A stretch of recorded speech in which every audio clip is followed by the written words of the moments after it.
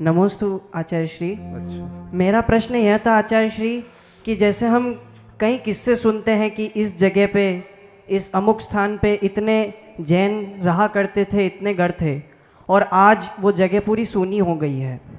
जगह तो सूनी हो गई गुरुवर, परंतु उस जगह के जो जिन मंदिर रह जाते हैं, जिनमें मूल नायक प्रतिमाएं रहती है, तो वो मंदिर अगर खंडर हो जाए, जैसे समाज उन मंदिरों को अगर छोड़ के चला जाए, सीधा तो फिर उन मंदिरों की प्रतिमाओं के साथ उन्हें क्या वहाँ करना से चाहिए? बैठ जाओ। नमोस्तु गुरुवर। जब बहुत जगह ऐसा हो रहा है, ये बालक उदयपुर का है और उदयपुर के एक मंदिर का प्रसंग इनके सामने है कि अभी ये माँ बेटा ही वहाँ पूजा करने जा रहा है, बाकी कोई वहाँ श्रावक भी नहीं जा रहा है, और मूल बस्ती में है, वो नया बाजार में ऊपर की तरफ है, बड़ा बाजार के आगे। और हम लोग भी पूरी जिनालयों के दर्शन किए, तब भी वो दर्शन नहीं हुआ बोले। तो वो छोटा सा है, खंडहर है, और अब सब तरफ से मुस्लिम बस्ती हो गई, तो फिर यूं नहीं जाते हैं। अब ऐसे में ये बनता है कि श्रावक जन या जिनका वो मंदिर है, या जिस समाज ने निर्माण कराया है, या फिर उसका कोई व्यवस्थित प्रतिनिधि नहीं है, तो पूरा समाज, सकल समाज, कोई जो नया मंदिर बना रहा है उसमें या तो उन्हीं को ला कर के स्पेशल रूप से मंदिर बना ले, या फिर वहाँ जो तीर्थंकर लाना है उनके अलावा और एक दो वेदी बनाई जाएं, तो उन पर ये वाले जो पुराने मंदिर हैं, जीर्ण शीर्ण मंदिर हैं, उनकी प्रतिमाएं ला कर के विराजमान कर दी जाएं। और कहीं दूसरी जगह ऐसे किसी गांव में खाली हो गया है तो वहाँ की प्रतिमाएं ला के विराजमान करें। तो इस तरह से प्रतिमाओं को पूरी तरह से सम्मान के साथ सेवा करना चाहिए और जिम्मेदारी से रख रखाव करना चाहिए। बाकी बहुत ऐसे प्रसंग हैं, उसका यही रास्ता है कि नया जिनालय बनाए तो वहीं पर उनके लिए भी उचित स्थान बनाए। उसे प्रायः या तो ऐसे ही संरक्षित स्मारक के रूप में छोड़ दो, या पुरातत्व विभाग में रिकॉर्ड बनवा दो, या बाउंड्री वाल बना करके उसको किसी न किसी रूप में रखो। गलत हाथों में तो बिल्कुल ही मत दो। ओम। आचार्य श्री नमोस्तु। भाव पूजा करने से क्या फल मिलता है और द्रव्य पूजा करते हैं तो क्या फल मिलता है? द्रव्य पूजा करने से द्रव्य मिलता है, और भाव पूजा करने से निर्जरा होती है, भाव होते हैं।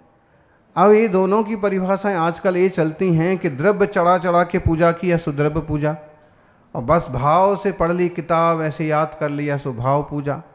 ये तो ठीक है, लेकिन वसुनंदी श्रावकाचार्य में इसकी परिभाषा और ऐसे कही है कि साक्षात अरहंत की पूजा वो द्रव्य पूजा है, और भगवान जब उपस्थित नहीं है और फिर उनकी अनुपस्थिति में जो पूजा कर रहे हैं वो भाव पूजा है।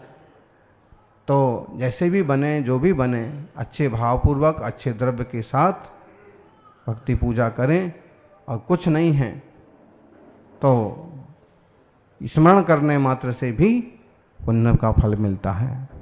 ओम।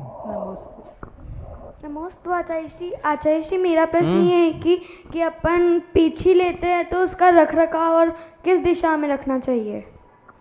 प्रायः करके उसको ईशान कोण में अच्छी जगह पर पूजा घर में रखना चाहिए।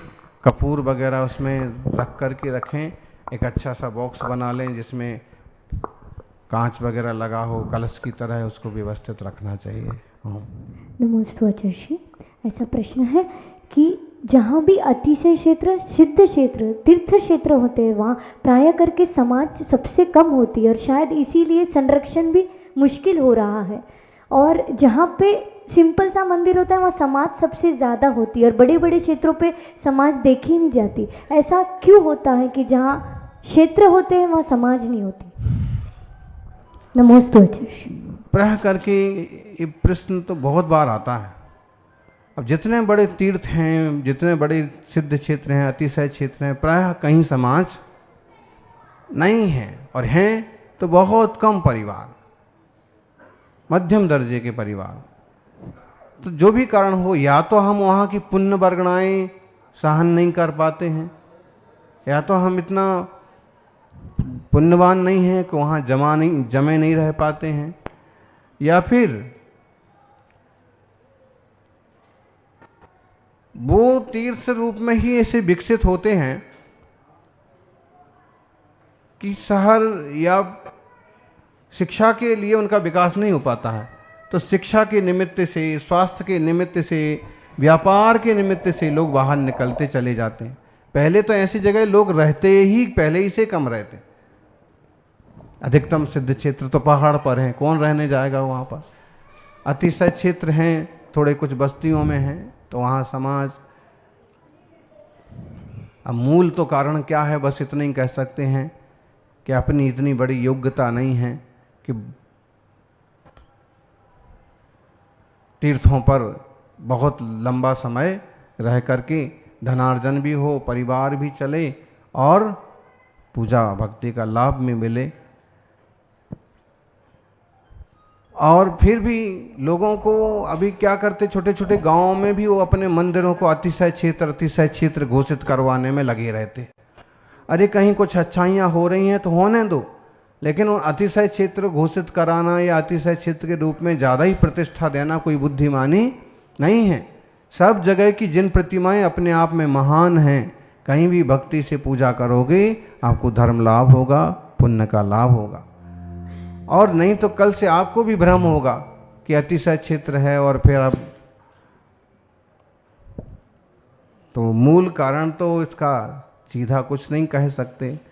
फिर भी कोशिश करें कि जहां आप हैं वहां बने रहें, अपने गांव की जिनालयों की भी सुरक्षा करें। ओम नमस्ते गुरुदेव, नमस्ते गुरुदेव। तीर्थंकर गुरुदेव, भगवान की। धर्मस्थल से आपके दर्शनार्थ एक बस आई हुई है और ये कन्नड़ में अपनी जिज्ञासा रखना चाहते हैं। इस समय हो गया। अब कल ನಮಸ್ತೆ ಆಚರಿಸಿ, ನಮಸ್ತೆ ಆಚರಿಸಿ, ನಮಸ್ತೆ ಆಚರಿಸಿ. ನಾವು ಕರ್ನಾಟಕದಿಂದ ಬಂದಿದ್ದೇವೆ ಮಹಾರಾಜ್. ನಮಗೆ ಈಗ ಅಷ್ಟಮಿ ಚತುರ್ದಶಿ ಅಂತ ವ್ರತ ನಿಯಮ ಮಾಡ್ತಾ ಇದ್ದೇವೆ ಶ್ರಾವಕರು. ಅದು ಯಾವ ಪ್ರಯುಕ್ತ ಅಂತ ಒಂದು ತಿಳಿಸಬಹುದಾ? अष्टमी चतुर्दशी का जो भी नियम पालन करते हैं, उपवास करते हैं, ये महत्वपूर्ण तिथियां हैं। इसके समाधान पहले भी 2 बार आज दे चुके हैं कि एक अच्छा अवसर है, अच्छी तिथि है और इसमें उपवास या विशेष व्रत किए जाते हैं ताकि मन शांत रहे, ज्योतिष चक्र का प्रभाव कम से कम बढ़े और शरीर और मन की शुद्धि बनी रहे। आप लोग कर्नाटक में रह करके भी धर्म ध्यान कर रहे हैं, करते रहें।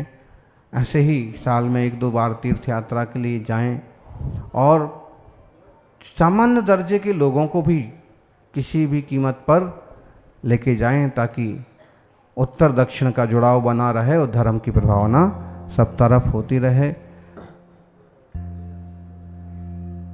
ನಮಸ್ತೆ ಆಚರಿಸಿ, ನಮಸ್ತೆ. ವರ್ತಮಾನ ಕಾಲದಲ್ಲಿ ತೀರ್ಥಂಕರ ಲಾಂಛನ ಇರ್ತದೆ. ಭೂತಕಾಲ ಮತ್ತು ಭವಿಷ್ಯತ್ ಕಾಲದ ತೀರ್ಥಂಕರಿಗೆ ಲಾಂಛನ ಇರುವುದಿಲ್ಲ, ಕಾಣ್ತಾ ಇಲ್ಲ. ಯಾಕೆ ಅಂತ ತಿಳಿಸ್ಬೋದು ಆಚರಿಸಿ? भूतकाल के भविष्य काल के तीर्थंकरों के चिन्ह भी मिलते हैं। इसको हम पुराण शास्त्रों में खोज सकते हैं। यावदुरु कौन से गांव से? धर्मस्थल से गुरुदेव। धर्मस्थल मूल। वाह।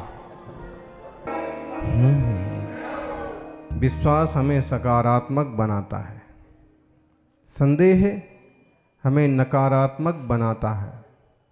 सकारात्मक बनने के लिए सकारात्मक लोगों से जुड़े रहिए, नकारात्मकता से बचने के लिए संदेही लोगों से दूर रहिए। संदेह करने वालों से थोड़ी दूरी बना के रखिए ताकि आप पॉजिटिव बने रहें, नेगेटिव ना हो। कई लोग इतने पॉजिटिव होते हैं कि वो कोरोना में भी नेगेटिव नहीं हुए और चलते रहे। ओम नमस्ते भगवान।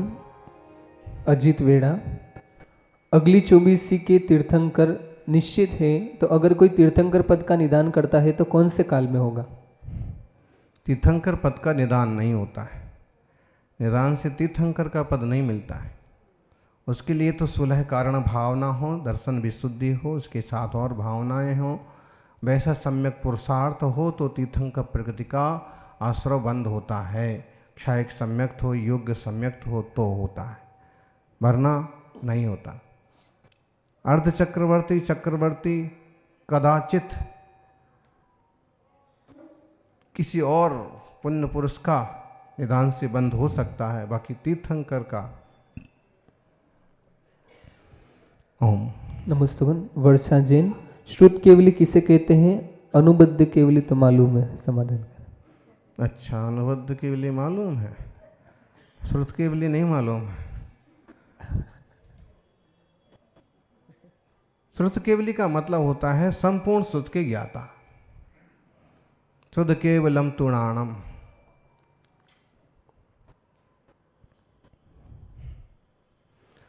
श्रुत ज्ञान और केवल ज्ञान दोनों में बहुत थोड़ा अंतर है। शुद्ध केवलम तुणाणम, दोनों भी सरिसाणी हंति बुहादो।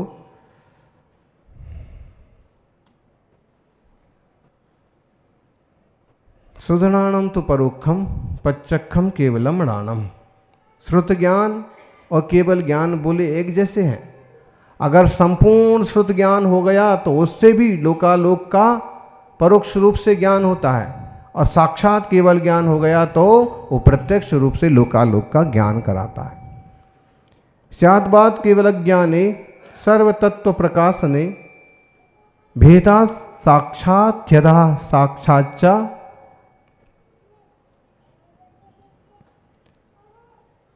स्याद्वाद श्रुत ज्ञान और केवल ज्ञान में साक्षात और असाक्षात का ही भेद है।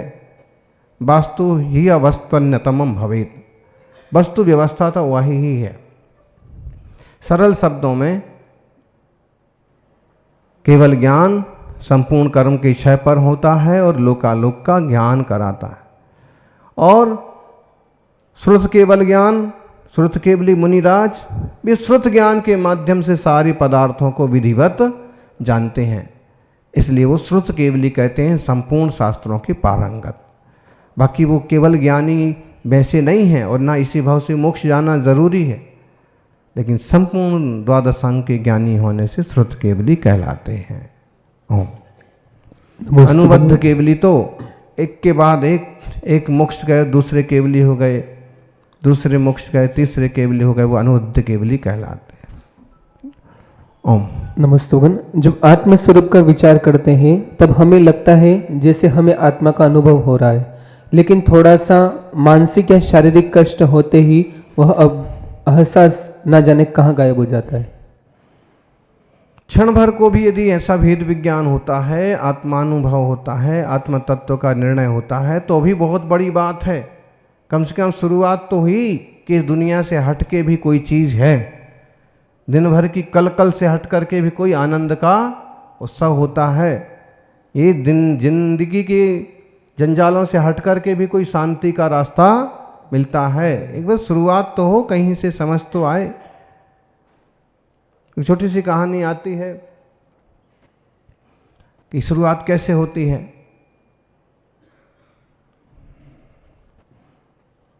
एक गहरे तालाब में केकड़े रहा करते थे।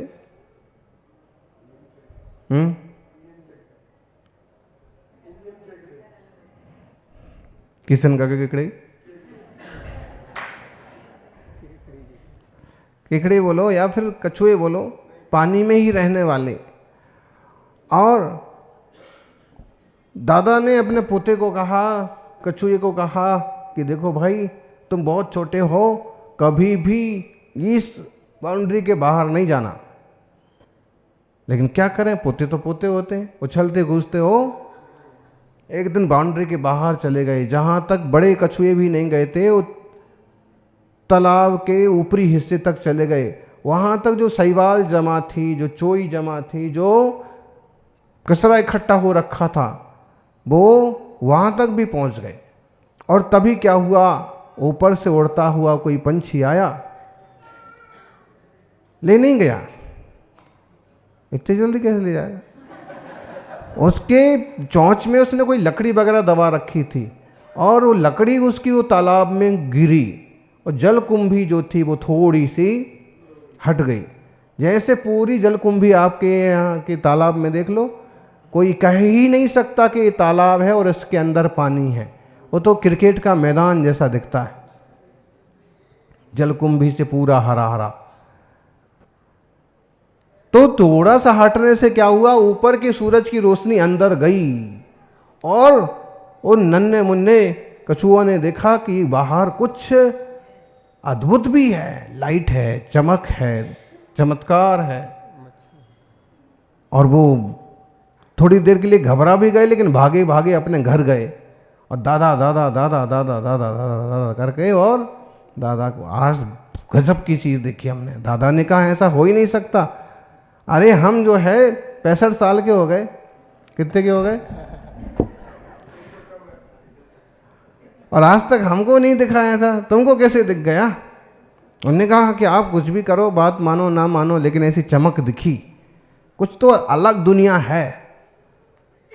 तो जैसे उन छोटे छोटे कछुओं को एक अलग दुनिया का दर्शन हो गया, ऐसे ही बार बार अभ्यास करने वाले आत्मा स्वरूप का दर्शन भी कर लेते हैं।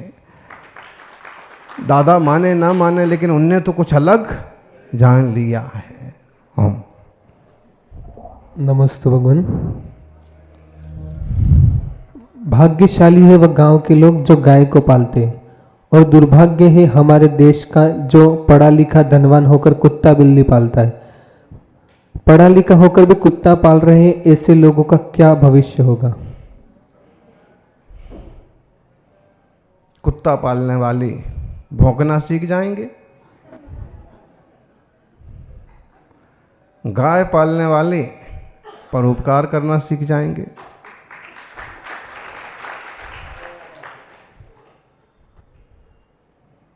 लेकिन ये बहुत चल रहा है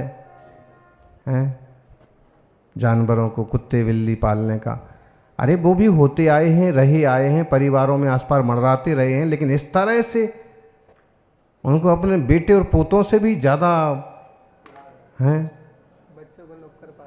बच्चों को नौकर पालते हैं और खुद कुत्ते पालते हैं।